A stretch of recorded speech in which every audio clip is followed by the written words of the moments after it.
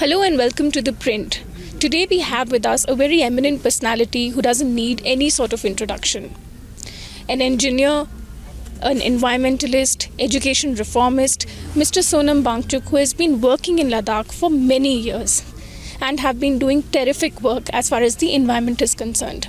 In fact, of late he just finished with his 3-week-long fast that he held here in Ladakh in extreme weather conditions, and had a sea of supporters, almost 40,000 people joining him on this fast. But what is this fast about? What are these demands that Ladakh is demanding from the central government after becoming a UT in 2019? We will be discussing these issues with Mr. Sonam Wangchuk today in this print interview.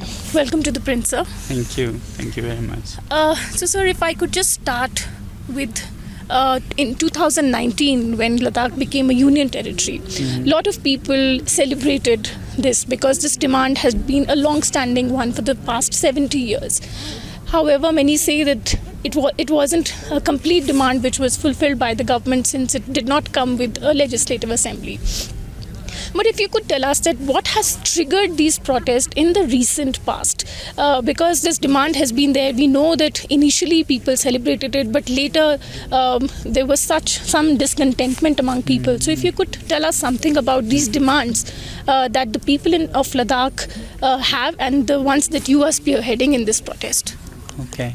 So when in 2019 Ladakh was made into a UT, everybody here thought that the central government was very keen on giving Ladakh what it desired and deserved. It was for the good of Ladakh.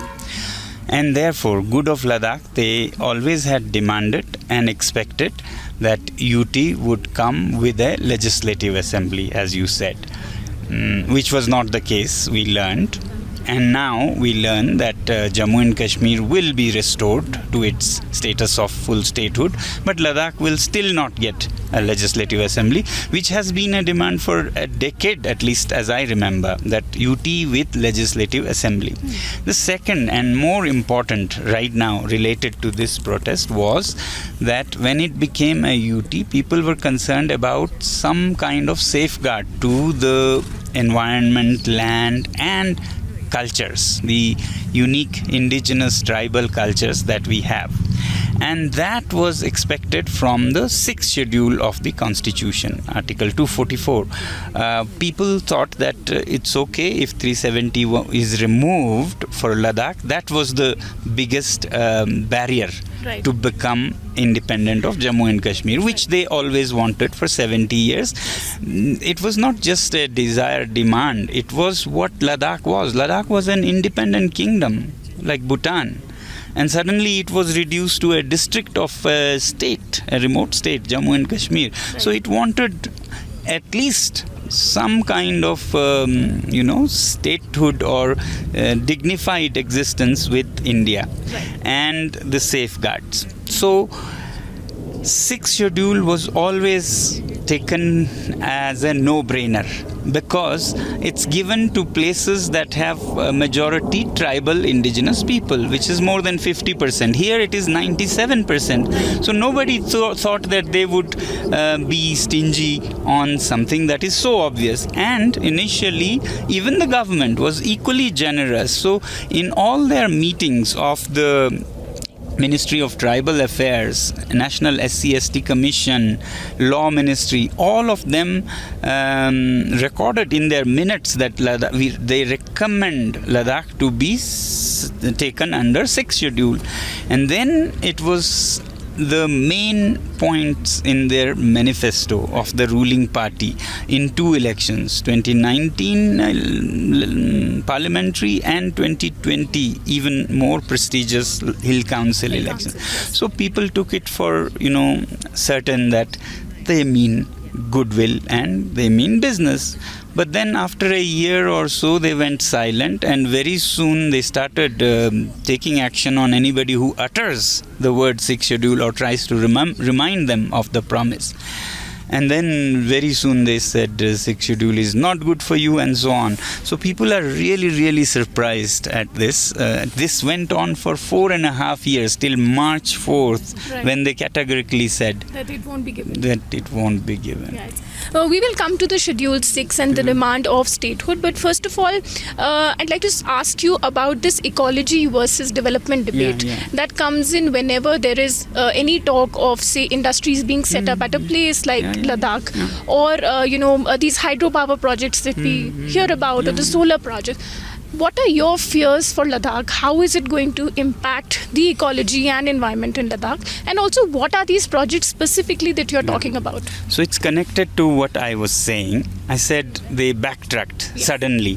So people here are completely flabbergasted. Why did they make promises and backtrack?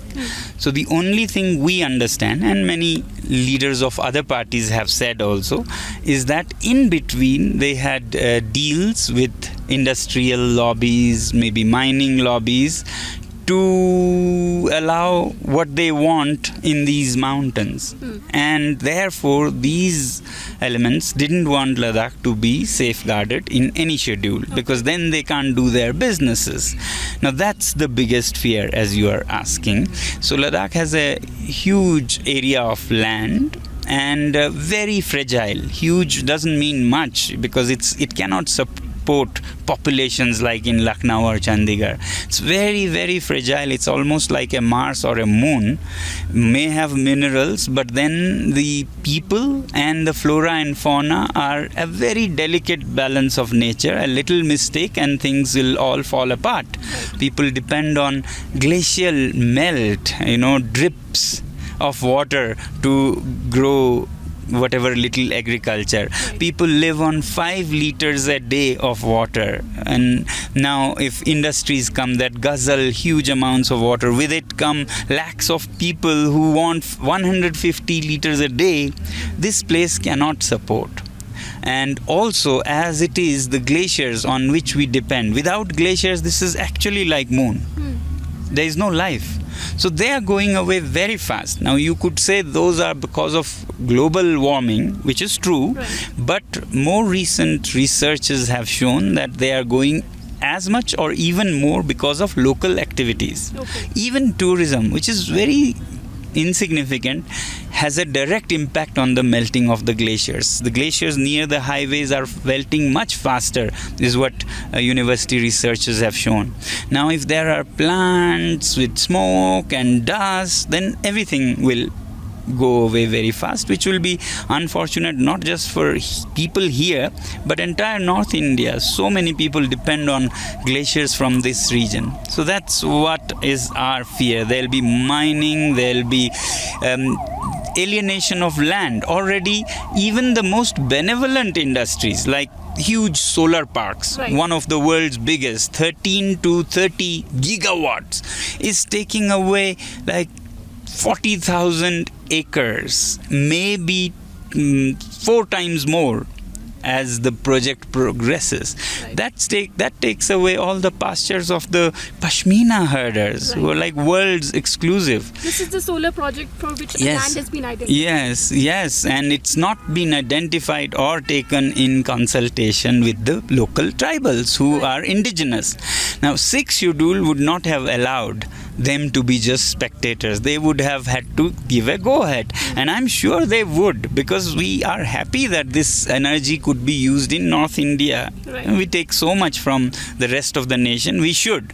But without consultation, they're taking the prime pasture land. It's like killing one being to help another. That doesn't work. They would have come up with ways in which it wouldn't have harmed them, but it would have benefited the rest of the nation.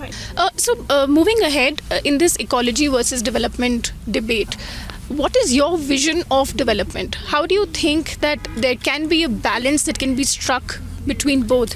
Because when you speak to the administration or the government, their primary argument is that development is equally important, not just for the country to move ahead and develop, but also for the people who are living in that area and people of the country.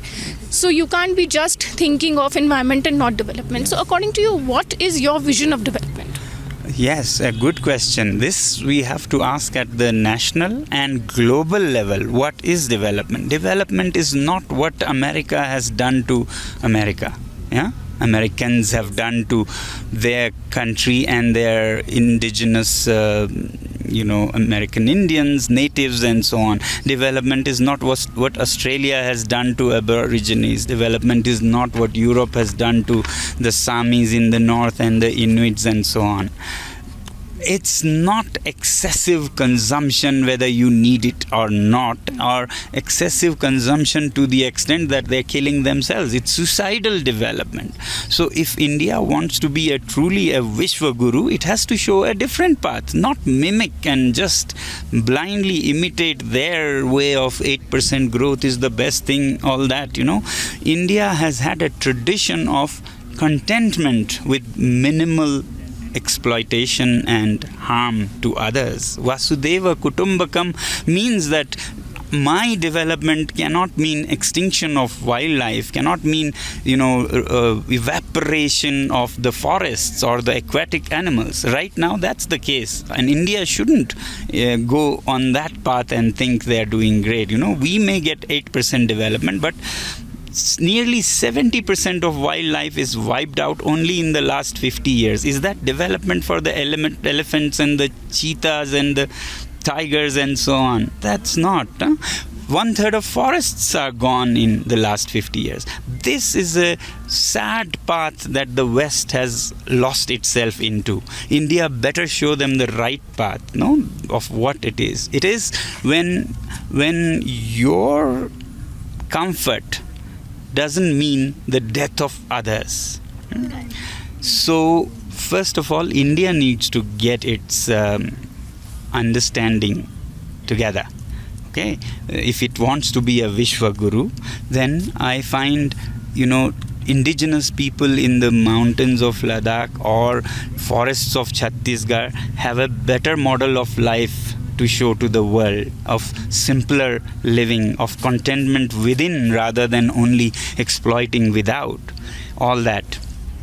Then secondly, not just indigenous tribal people right now, but in the past, India has such a rich tradition of wisdom. I'm reminded of Buddha, who actually defined development when he said 2,500 years ago that for human beings it is a greater achievement to eliminate a single desire than to fulfill 1,000 desires. So Indian way of development was to minimize the desires rather than maximize the consumption. You understand? Yeah. One is operating on the demand side, the other is on the supply side. Right. On the supply side, you can get all the lithium, all the iron, all the trees of the world, supply it, and still you're unsatisfied because the bucket you have doesn't have a lid. The Indian way was put a bottom to the bucket. So eliminate desires, and then whatever is there is more than enough. So that kind of model is what was taught by India, the Vishwaguru of those times, and that's what is practiced by these communities who are not in the metro cities of India, who are on the fringes, living their own lives. They don't harm others, and therefore nobody is asking development here in Ladakh. They are asking protection, safeguard, and a balance of life. Right. Yeah. So many people here are saying, when the government gives this argument, look what development we brought, look how much funds we brought. People here say even China does that. But right. Are people happy in Tibet? Yeah? Right. China can claim all the development, but they cannot claim people are happy or satisfied or have choices or have voices. Right. So don't go the Chinese way of saying we have done, bridges and railways and so on over, people's dead aspirations. You can't build railways and all such So things. one has to strike a balance and also basically prioritize people more than anything else. People and all living beings, right. I would say. Life. Yeah, because this is also another argument that we keep hearing from the government, that Chinese would be more than happy on the other side to know that people do not want development on this side, because they'll be more than happy if no roads come up, no industries come up. Actually, Chinese, when you say you are only thinking of the CCP, the government. If you think of people, they are doing movements like lie flat movement. Right. You know, the lie flat movement, they're saying we don't need your development. We'll just lie flat and do nothing. We'll do the topmost degrees and studies, but we are not going to be part of your exploitation. A lying flat modern man is a better ecologist than an environmentalist who does so much damage. Yeah. So I have nothing against people in China. Yes, the government of China is all exploitative, expansionist, and I don't want to think that our leaders are emulating them.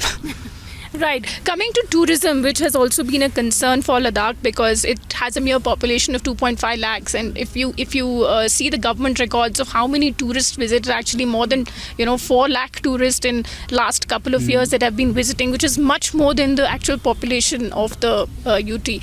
So, but of course, the government has also been giving this argument that if tourists do not come, how do locals sustain their livelihoods?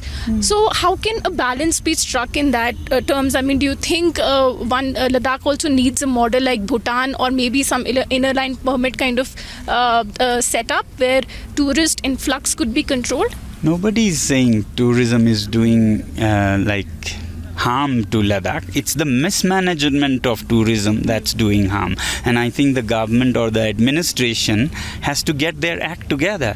The way they are managing tourism has been very, very destructive. It's, 60,000 square kilometers of Ladakh, say 50 even, and only 5 square kilometers of Leh gets those 5 lakh, 4 lakh tourists in 5 months of the year.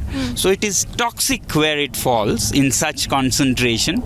Rest of Ladakh hardly gets anything. So it will lead to social unrest rather than prosperity. Right. What we need is a tourism that is spread over all the 50,000 square kilometers into the rural areas, not just city of Leh with 5 square kilometers receiving all the tourism, all their garbage and all their money, and making all the other people from the villages come to Leh city and further damage it. So therefore it should be spread out in geography all over Ladakh so that the benefits reach every village. People don't have to come to the city, and then spread out in time.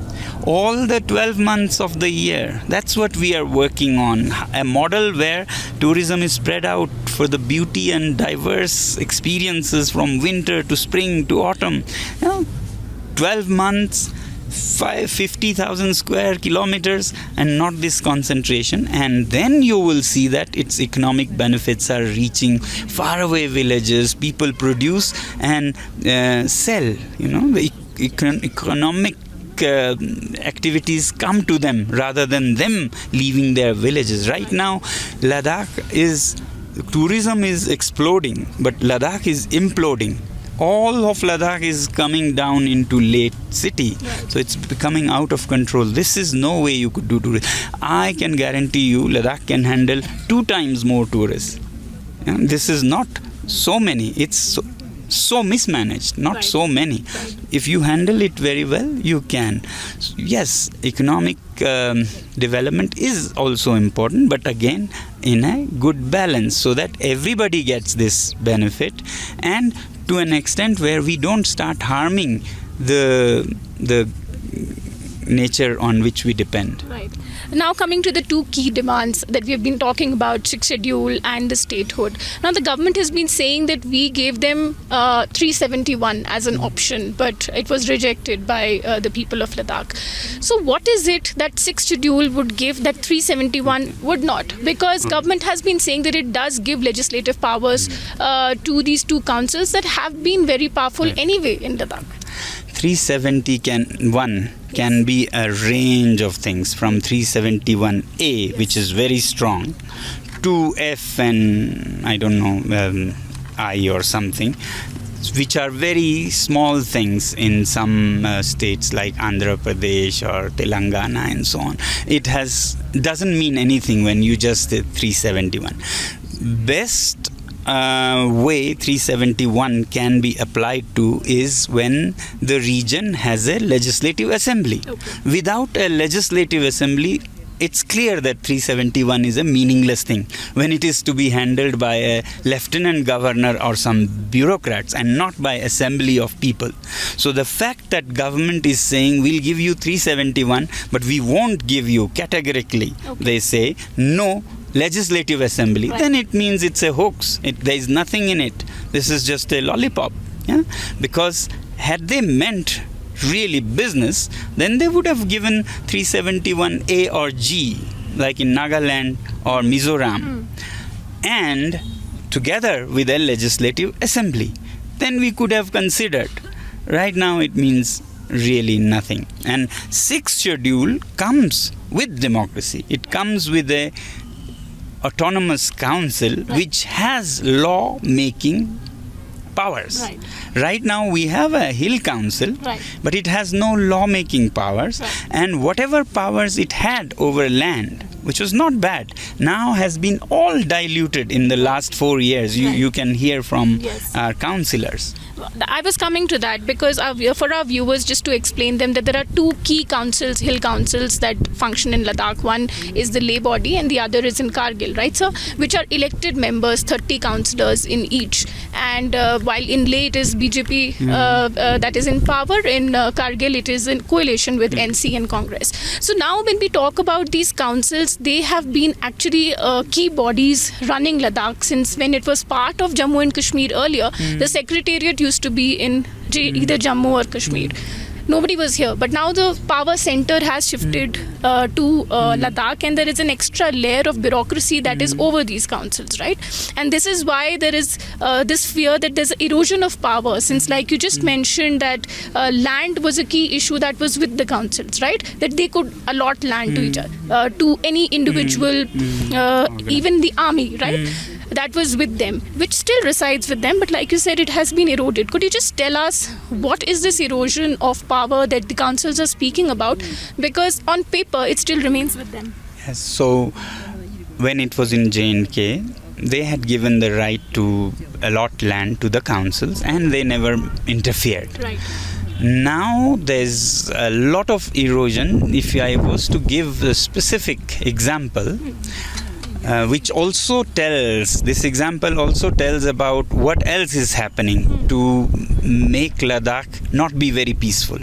This gives both illustrations. There's a apple of discord between Leh and Kargil districts, and that is a temple that Kargil has had, Buddhist temple, and that has not been renovated or secured. And this has been a big discord for, I don't know, many decades. Finally, the two communities came together to resolve it. Right. Kargil said, this is too tiny, not so nice place. We'll give you a grand place at a very good location for your temple.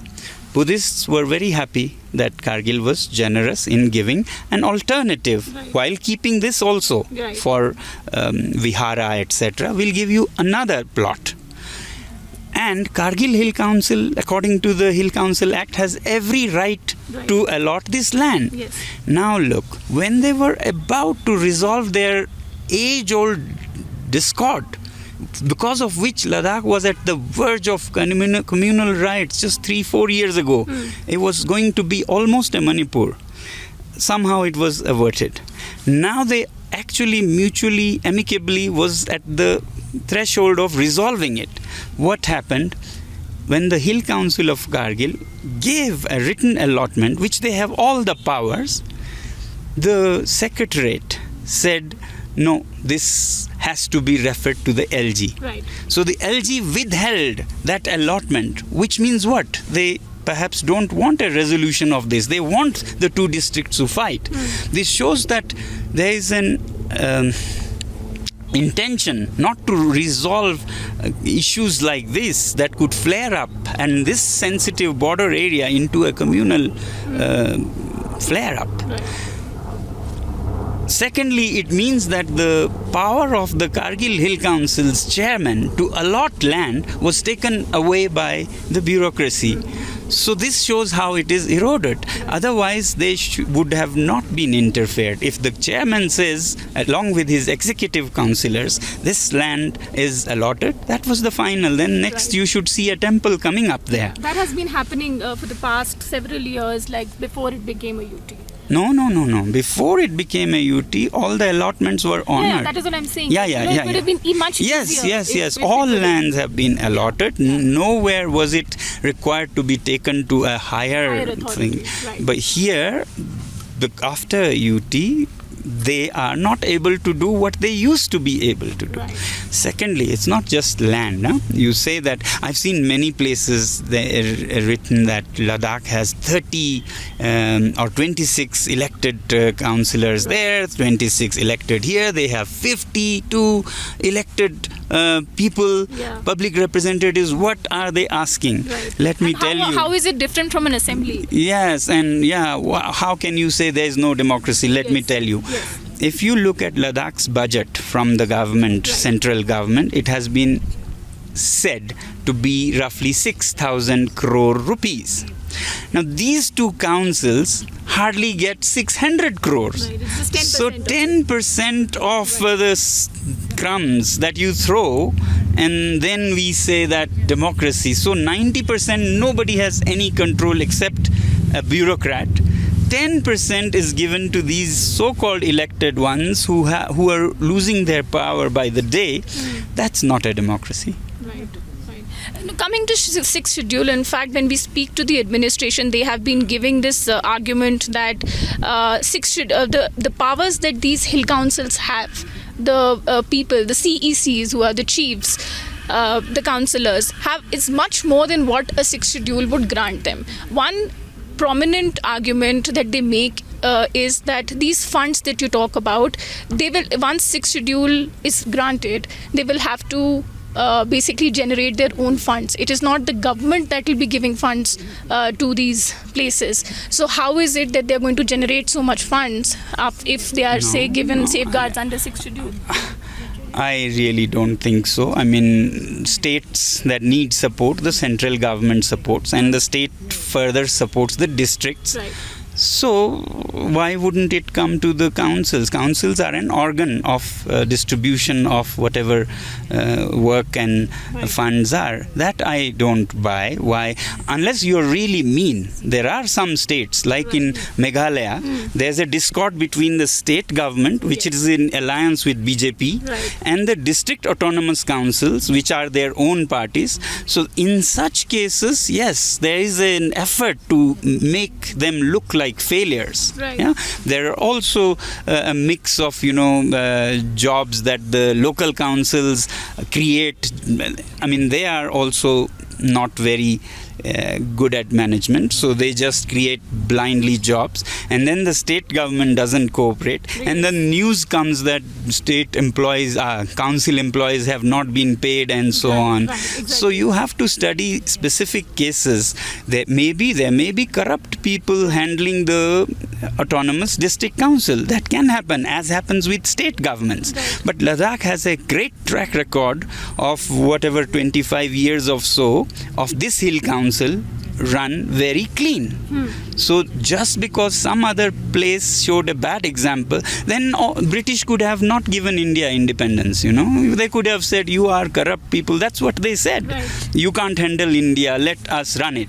Right. In fact, another key argument that they give about the failure of sixth schedule is also that it is used as a kind of shield by these people who are corrupt to actually carry out rat hole mining and some that is happening in Assam, and they also have cited some examples from Meghalaya, etc., saying that these people cannot collect revenue or generate so much revenue, so they have to indulge in cutting of timber, etc., which goes against the idea of sixth schedule, because it gives constitutional safeguards, to these kind of for this kind of say plundering, but they do it themselves to generate revenue. Specific cases of councils or state governments doing damage to their own state can be there. You always have corrupt people. You can't use one to negate all of the others, right?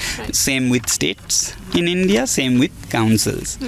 But revenues, it's always healthy. I am the first one to say that Ladakh should generate its own revenues. Why does it, beg always? Earlier from Jammu and Kashmir, now from center, it should generate. But that doesn't mean you do anything, sell anything. You could create, clean ways of generating revenue by taxing maybe tourists so that you limit the numbers, at the same time generate your revenues. You could even have, 6th schedule doesn't say you will not have development, no industry, no mining. You could have, but you could have with your choice of what you want to Ladakh's tomorrow, not with somebody who comes here for 3 or 4 years. They won't look at what people here will face in the next generations, right? So you could have industries coming which fairly contribute a good amount to the local economy. I want to know, when they allot 40,000 acres to a power plant, have they settled for respectable revenues? What I understand is no. They're just selling cheap on whatever lease. If 6th schedule was there and Ladakh had to manage its own resources, they'll draw whatever revenue they need from these huge solar companies who are going to generate, gigawatts, thousands of megawatts. But now, when it is not Ladakhis who have to think of their own revenues, somebody could sell it cheap to one of these power companies like Adani's and others at 1 rupee an acre. We don't know. We have no way of knowing because we are excluded.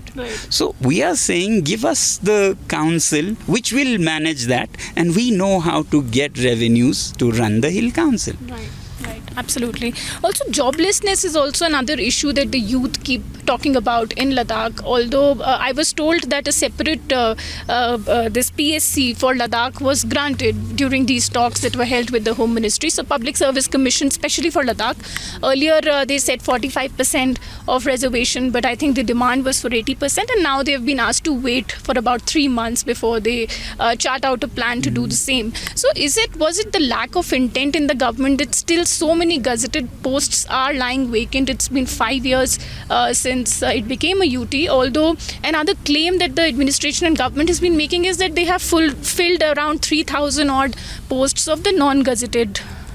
Well, I'm not abreast with the latest figures, but what I can say is that till Ladakh's safeguards is decided, whether it is 6th schedule or some domicile or no safeguards at all. Everybody is sitting on the fence watching and ready to pounce, whether it is mining lobbies, industrial lobbies, or government policies.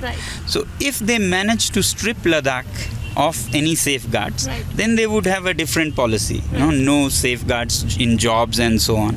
If Ladakhis stand firm and make sure that they have what was promised, 6th schedule, then it will be different policies. So government is waiting because it is not resolved, and it's been now 5 years. Kashmir, there was no such dilemma, so they gave domicile and it was settled. Ladakh, they're still waiting.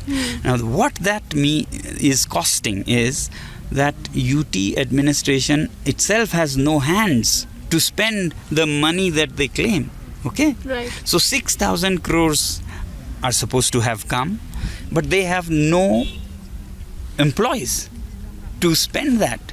Half of that, I'm told, more than half, is going back. It's just 6,000 on papers to make people feel so much money we are giving Ladakh. More than half is going back.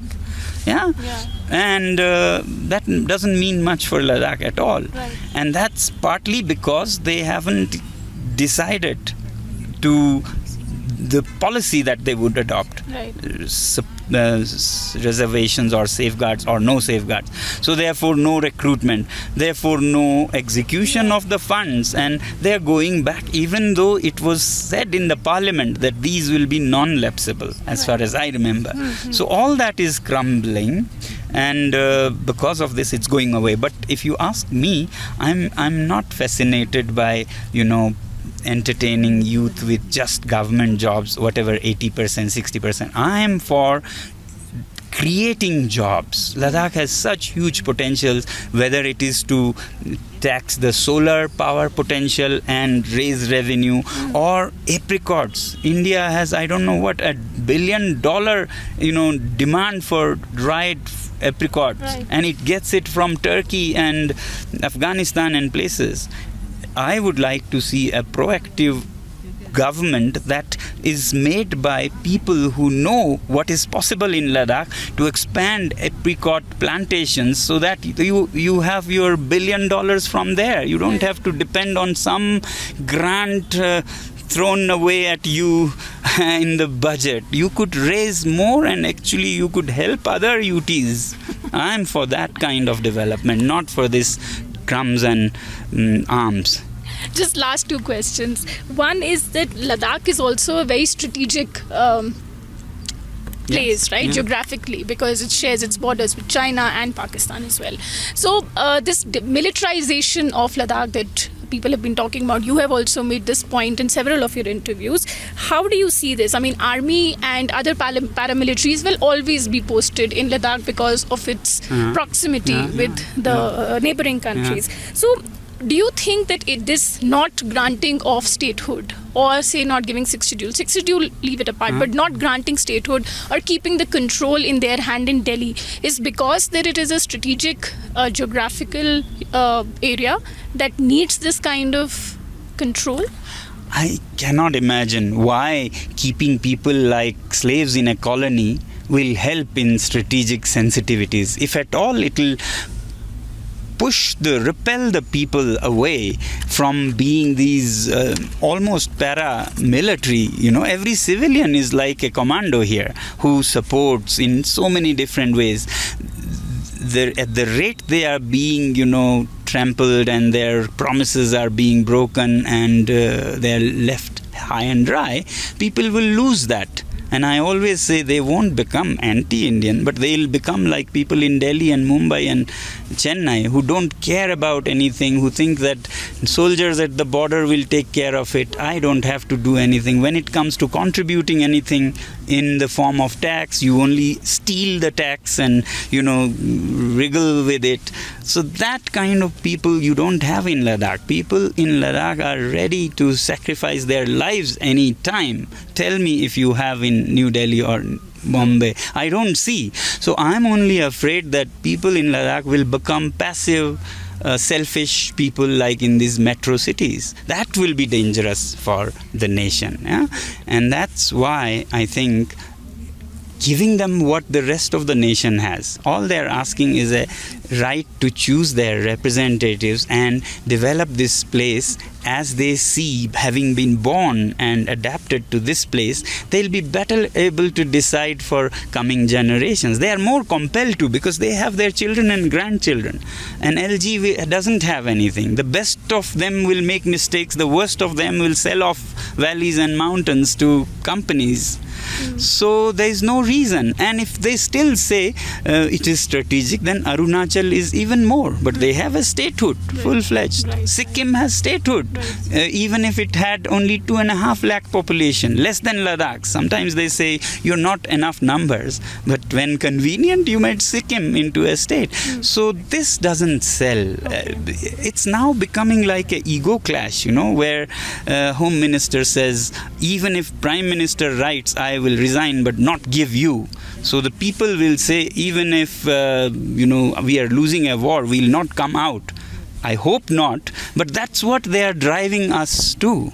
Could you tell our viewers about the Pashmina March, because that was also covered extensively, but people could not relate as to how Pashmina March is connected to these demands. Very much connected. So what we are saying is we have no control on our indigenous pasture lands. The nomadic herders of Changtang have no control.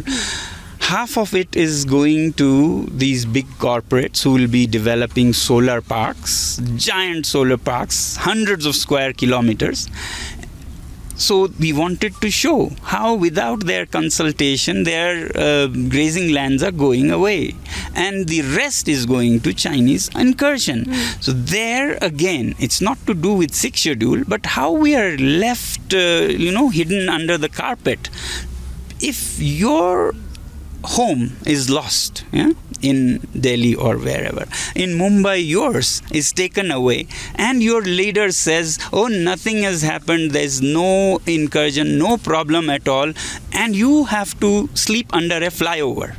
You have been driven out of your home by some other country or another force, and your leader says nothing is happening. So our Pashmina herders, it's same as having to sleep under a flyover now that their home is gone. Their homes are not houses like in Delhi. Their homes are wide pasture lands where their yaks and sheep and goats have to graze. If you take away, it's like taking away home from a non-nomadic person in a city. A nomad's home is his pasture lands. So you won't accept that, no? When your leader misrepresents and says nothing has happened, and then rather than getting it back, more land is given to corporates.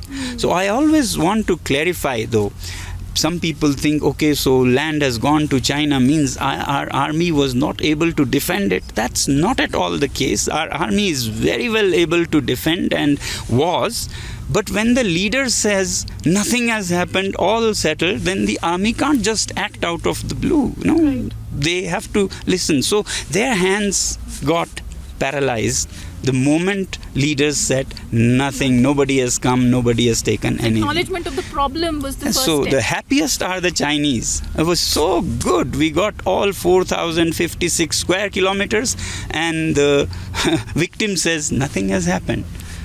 Last question. So what is the plan going ahead? Where is this march, this protest heading? And also elections are coming.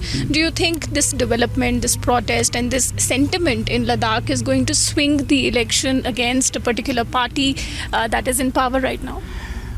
Our interest was not that, but our interest was to educate whole of India that this is what happens to your promises from past elections. So when new promises are made, you should be aware that you don't become another Ladakh.